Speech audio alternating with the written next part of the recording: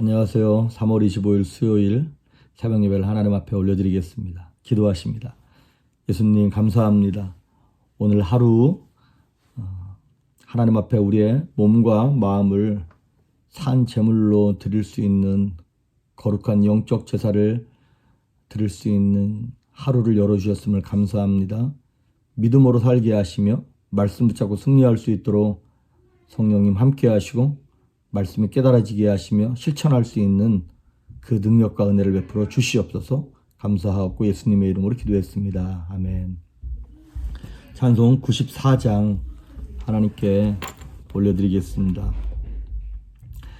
주 예수보다도 귀한 것은 없네. 이 세상 부귀와 바꿀 수 없네. 영죽을 내 대신 돌아가신 그 놀라운 사랑 잊지 못해. 세상 즐거움 다 버리고 세상 자랑 다 버렸네. 주 예수보다도 귀한 것은 없네. 예수밖에는 없네. 주 예수보다도 귀한 것은 없네. 이 세상 명예와 바꿀 수 없네. 이전에 즐기던 세상 일도 주 사랑하는 마음 뺏지 못해. 세상 즐거움 다 버리고 세상 자랑 다 버렸네. 주 예수보다도 귀한 것은 없네. 예수밖에는 없네. 주 예수보다도 귀한 것은 없네. 이 세상 행복과 바꿀 수 없네. 유혹과 핍박이 몰려와도 주 섬기는 내 맘 변치 않아. 세상 즐거움 다 버리고 세상 자랑 다 버렸네. 주 예수보다도 귀한 것은 없네. 예수밖에는 없네. 아멘. 오늘 말씀은 디모데전서 6장 6절에서 10절 말씀까지입니다. 디모데전서 6장 6절에서 10절 말씀까지 제가 봉독해 올립니다. 그러나 자족하는 마음이 있으면 경건은 큰 이익이 되느니라. 우리가 세상에 아무것도 가지고 온 것이 없음에 또한 아무것도 가지고 가지 못하리니 우리가 먹을 것과 입을 것이 있은즉 족한 줄로 알 것이니라. 부하려 하는 자들은 시험과 올무와 여러 가지 어리석고 해로운 욕심에 떨어지나니 곧 사람으로 파멸과 멸망에 빠지게 하는 것이라. 돈을 사랑함이 일만하게 뿌리가 되나니 이것을 탐내는 자들은 미혹을 받아 믿음에서 떠나 많은 근심으로써 자기를 찔렀도다. 아멘. 오늘은 하나님의 라이벌이라고 하는 제목으로 말씀을 전하겠습니다. 아까 우리가 불렀던 찬양 주 예수보다도 귀한 것은 없네. 어렸을 때 왜 주 예수보다도 뭐 귀한 분은 없네 뭐 이렇게 얘기하지 않고 귀한 것이 없다고 얘기했을까? 지금 생각해보면 성경에 하나님과 필적할 만하고 예수님의 자리를 빼앗을 수 있을 만큼 강력한 라이벌은 없습니다. 어떠한 귀신들도 마귀도 세상 우상도 그 무엇도 우리에게서 성도들 신자들의 그 하나님의 그 주인으로서의 그 위치를 빼앗을 수 있는 것은 아무것도 없습니다. 하지만 성경에 하나님이 인정하시는 단 하나의 존재, 라이벌이 있는데 그것이 뭐냐면 물질입니다. 돈입니다. 그래서 이 돈을 인생의 최고의 가치를 두고 돈을 섬기는 것을 맘모니즘이라 그러죠. 아시다시피 맘모니즘이라고 하는 것은 이게 생명이 없는 건데 돈에다가 생명을 불어넣는 거예요. 그래서 마치 하나님처럼 신뢰하는 것, 그것이 맘모니즘이 된 거죠. 한마디로 돈 신이 된 것이죠. 마태복음 6장 24절에도 보니까 예수님 말씀하시기를 한 사람이 두 주인을 섬길 수 없다. 너희가 하나님과 재물을 겸해서 섬길 수 없다는 것이에요. 그래서 언제든지 물질은 우리에게 있어서 우리가 섬기는 주인, 그 하나님의 자리를 넘보고 그 물질이 하나님 행세를 하려고 합니다. 아시다시피 돈에는 생명이 없습니다. 가치 중립적인 것이죠. 그런데 그 생명이 없는 돈에다가 돈이 마귀가 원하는 대로 쓰임 받잖아요. 그러면 거기에 인격이 부여되는 거예요. 그래서 아까 말씀드린 돈, 신, 맘모니즘으로 우리의 인생을 장악하려고 드는 것이죠. 그래서 이런 거예요. 돈이면 다 된다. 돈은 전능하다. 그래서 우리한테 하나님은 필요 없다라고 인식하게 만드는 것. 그래서 생명이 없고 중립적인 돈이 그 생명이 불어넣어지듯 인격이 부여됨으로 말미암아 실제적인 능력이 나타나기 시작하는 것이죠. 사실 인간관계에서 일어나는 대부분의 문제는 솔직히 얘기해보면 돈 문제가 대부분입니다. 그리고 돈이 있으면 어지간하면 다 해결되더라고요. 시어머니랑 며느리 고부관계 안 좋은 것도 이렇게 시어머니께 풍성하게 물질 드리면 그 악독한 시어머니가 꼭 친정 어머님처럼 변하더라고요. 그런 고부관계도 돈 문제가 어지간하면 해결되고, 그리고 우리 자식 교육하는 것도 내 자식이 정말 어지간한 돌대가리가 아닌 이상 좋은 선생님 비싼 학원 보내가지고 과외시키면요 어느 정도 괜찮은 대학 들어가더라고요. 그리고 이렇게 보면 그 사람의 외모나 인품이나 성격으로 봐서는 도무지 저런 상대랑 결혼할 수 없을 것 같은데 좀 돈 있는 사람들이 우리가 볼 때는 어떻게 저 사람이랑 결혼했지 싶을 때가 있고, 돈이 그만큼 강력하더라고요 보니까. 이렇다 보니까 나도 모르는 사이에 돈이 내 인생에 하나님 자리를 꿰차고 들어오는 거예요. 하나님 자리를 넘보는 거예요. 그래서 말로는 우리가 하나님을 섬긴다고 얘기하고 예수님이 나의 가장 소중한 분이라고 얘기하지만 알지 못하는 사이에 돈이 들어와서 돈이 그 자리를 꿰찼을 때 나타나는 현상이 두 가지가 있어요. 크게 보면. 첫째는 뭐냐면 우리가 하나님의 도우심과 하나님의 돌보심을 의지해야 되는데 하나님의 돌보심을 의심하기 시작합니다.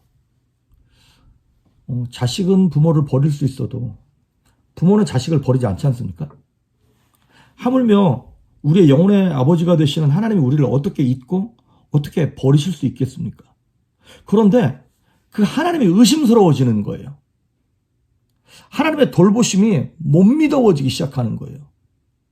그래서 하나님이 의심스러워지면서 나타나는 두 번째 현상이 뭐냐면 염려하기 시작합니다. 생활의 염려와 근심이 끊어지지 않는 것이에요. 그래서 오늘 디모데전서 6장 9절과 10절에 보면 너무나 적나라하게 썼어요. 이렇게 썼어요. 부하려고 하는 자들은 시험과 올무와 여러 가지 어리석고 해로운 욕심에 떨어지나니 곧 사람으로 파멸과 멸망에 빠지게 하는 것이라 돈을 사랑함이 일만하게 뿌리가 되나니 이것을 탐내는 자들은 미혹을 받아 믿음에서 떠나 많은 근심으로써 자기를 찔렀도다. 예, 하나님이 나의 삶의 주인 되지 아니하고 돈이 주인이 되는 순간 우리에게 나타나는 현상이 뭐냐면 시험과 올무에 빠지게 되고 욕심으로 인해서 사람이 파멸과 멸망에 쪄들어간다는 거예요. 그러면서 많은 근심이 우리를 찔른다는 거예요. 돈이 이만큼 있으면 괜찮을 것 같은데 그만큼 가져보면 더 욕심이 생기고 또 이거를 내가 지킬 수 있을까 싶어서 더 불안해지기도 하고, 그러면서 우리가 날마다 염려하고 근심합니다. 무엇을 먹을까? 무엇을 입을까? 무엇을 마실까? 그만하면 충분히 먹고 입고 마실 수 있는데도 불구하고 늘 부족하고 늘 모자른 거예요. 그래서 마가복음 4장에 보면 예수님께서 그 네 가지 밭에 대한 그 비유를 들어 말씀하시잖아요. 돌짝밭이 있고, 뭐 가시밭이 있고, 뭐 옥토가 있고, 뭐 길가밭이 있고, 여러 가지 네 종류의 밭이 있는데 그 중에 세 번째 밭이 무엇이냐면 가시떨기밭이에요. 근데 그 말씀을 심어서 말씀이 잘 자라나다가 어느 순간 딱 막히는 타이밍이 있는데 그게 언제냐면 가시가 자라나가지고 이 곡식이 못 자라나는 거예요. 그런데 그 가시를 뭐라고 성경을 표현하고 있냐면 세상 염려와 재물의 유혹이 우리의 말씀, 우리의 신앙, 우리의 믿음을 자라지 못하게 막는다는 거예요. 물질로 말미암아 마음이 가 있을 때 믿음이 성장하지 않는다고 성경은 그렇게 얘기하고 있습니다. 우리로 말하면 이런 거겠죠. 사실 만나를 주셔서 그날 하루를 풍성하게 만족하며 신뢰하고 살아가고 다음날 또 새로운 만나를 주셔서 살아가게 하시는 것이 하나님의 의도입니다. 하나님을 의지하면서 살아가는 거예요. 그런데 우리는 내일 일에 대해서 미리 염려하기 시작하는 거예요. 그래서 다음 달은 어떻게 먹고 살지? 은퇴하면 어떻게 먹고 살지? 내 아들, 딸들은 어떻게, 대학 학비도 그렇고, 나중에 결혼할 자금은 어떻게 하고, 막 여러 가지, 가만히 누워서 잠잘라 그러면 여러 가지 복합적인 근심으로 말미암아 사람이 다운된다, 이 말이죠. 지나친 걱정으로 염려하게 되는 것. 그것에 대해서 우리가 어떻게 해야 될 것인가. 오늘 디모데전서 6장의 말씀을 토대로 보면 두 가지만 오늘 말씀을 드리겠습니다. 첫째는 뭐냐면 자족하는 훈련이 있어야 한다는 것이죠. 자족한다. 6절과 7절에 보니까 그러나 자족하는 마음이 있으면 경건에 큰 이익이 되느니라. 우리가 세상에 아무것도 가지고 온 것이 없음에 또한 아무것도 가지고 가지 못하리라. 공술에 공수거란 말을 쓰죠. 빈손으로 왔다 빈손으로 가는 것인데 자족하는 마음이 있으면 경건에 큰 이익이 된다는 것이죠. 빌립보서 4장에 보면 사도 바울이 이런 얘기를 합니다. 내가 어떠한 형편에 처하든지 내가 자족하기를 배웠다. 스스로 만족하고 있는 거를 족한 줄로 하는 것은 배워야 하는 것이구나. 저절로 되는 것이 아니라 내 스스로가 그렇지, 하나님께서 지금껏 먹이시고 입히셨지, 지금 있는 것이 충분하지 라고 인식하고 훈련하고 배워야 한다라고 하는 것이죠. 그래서 그 자족하고 있는 바를 족한 줄로 하는 최고의 훈련이 무엇이냐면 사실은 11조입니다. 이거 사실 10개를 다 가지고 살아도 모자란 게 이 세상이에요. 그런데 그 10개를 하나님께서 주셨거든요. 그래서 그 중에 하나를 떼서 상징적으로 모두가 다 하나님의 것이지만 이거 10분의 1을 떼서 하나님께 드립니다 라고 하는 믿음의 고백을 드렸을 때 나머지의 삶도 하나님께서 책임지시겠다고 하는 것이죠. 우리 교회에서 이제 카리스마 대학부와 카이로스 청년들이 있는데 제가 작년부 설교할 때보다 대학부 설교할 때 헌금 설교를 더 많이 합니다. 11조 설교 더 많이 합니다. 왜냐하면 이 친구들은 돈을 안 버니까 헌금 설교하는 게 별로 이렇게 마음에 부담이 되거나 상처받지 않더라고요. 그래서 이 친구들한테 두 가지를 꼭 강조합니다. 첫째, 세상에 나가서 졸업하고 세상에 나가서 직장을 들어가걸랑 첫 월급은 무조건 하나님께 드려보자. 첫 월급이랄 것 같으면 그 일평생에 딱 한 번 드릴 수 있는 거예요. 유일하게 딱 뭐 자주 드릴 수 있는 것이 아니라 한 번. 그거 평생에 한 번 하는 거 한 번은 하나님께 드려보자. 그리고 두 번째 11조 드려보자. 그러고 난 다음에 대학생들이 졸업하고 나서 우리 교회 청년부로 올라옵니다. 그런데요, 성도님들이 생각한 것보다 훨씬 많이 이 청년들이 첫 월급 다 갖고 오는 거 아세요? 정말 뭐 제가 이렇게 문제만 되지 않으면 다 보여주고 싶을 정도예요. 청년들이요, 믿음이 있어서 드리는 거긴 하겠지만 이게 교육받으니까 이런 거구나 라고 하나님께 다 갖다 드리는 거예요. 이 영상을 청년들 부모님이 보시면 안 되는데, 어쨌든 자족하는 훈련을 하니까 이게 첫 월급을 드리고 11조를 드리는 것은 가치관이 바뀌어야 돼요. 생각이 바뀌어야 된다 이 말이죠. 그래서 자족하는 훈련이 되면 두 번째, 오늘 8절에 나오는 말씀처럼 우리가 먹을 것과 입을 것이 있은즉 족한 줄로 알 것이니라. 먹을 것과 입을 것은 하나님께서 공급해 주신다는 것을 믿어야 한다는 것이죠. 내 생명은, 내 삶은, 내 인생은 하나님께서 책임지신구나. 공중에 나는 새나 들의 백합화도 하나님께서 다 책임지신다 그랬는데, 하나님의 자녀인 우리를 하나님이 왜 돌보지 않겠느냐라고 하는 그 믿음 말입니다. 그러니까 이 가치관이 딱 변하니까 하나님에 대한 인식이 생기는 거예요. 그래서 바울이 그런 말을 하죠. 내가 가지고 있었던 모든 것을 다 배설물처럼 여긴다는 거예요. 그 얘기는 무슨 얘기냐면 성장했다는 얘기인 것이죠. 마태복음 6장 34절에 보면 내일 일을 위하여 염려하지 말라. 내일 일은 내일이 염려하게 해라 라고 하는 예수님의 말씀이 나옵니다. 그래서 여러분, 자꾸 염려가 된다면 신앙의 근본부터 한번 점검해 보셔야 됩니다. 성장한 사람들은 염려하지 않습니다. 하나님께 맡깁니다. 그런데 자꾸 염려되고 못 맡기겠다. 그러면 내가 정말 다시 태어난 게 맞는지, 내가 정말 하나님을 나의 주, 나의 하나님으로 모시고 사는 것이 맞는지 한번 심각하게 점검을 해보셔야 한다고 하는 것이죠. 그래서 마태복음 6장 33절에 나오는 말씀처럼 너희는 먼저 그 나라와 그 일을 구하라. 그리하면 이 모든 것을 너희가 구하지 않은 것조차도 하나님께서 다 허락하시겠다고 약속하셨고 말씀하셨습니다. 오늘 조이풀교회 성도님들과 영상을 보시는 모든 분들이 정말 믿음으로 하루를 살면 믿음으로 한 달을 살 수 있고 믿음으로 1년을 살고 평생을 살 수 있는 것입니다. 그래서 오늘 하루 하나님께 올려드리고 맡겨드리면서 정말 하나님의 라이벌 되는 그 물질을 과감하게 버려버리고 하나님께 헌신하고 예수님을 가장 소중한 분으로 믿고 살아가는 하루가 될 수 있기를 주의 이름으로 축복합니다. 기도하십니다. 오늘 참 우리가 외워야 할 숙제가 있죠. 마태복음 6장 33절입니다. 너희는 먼저 그 나라와 그 일을 구하라. 그러면 이 모든 것을 너희에게 더하여 주시리라 하신 말씀 암송하시길 바랍니다. 기도하십니다. 예수님 감사합니다.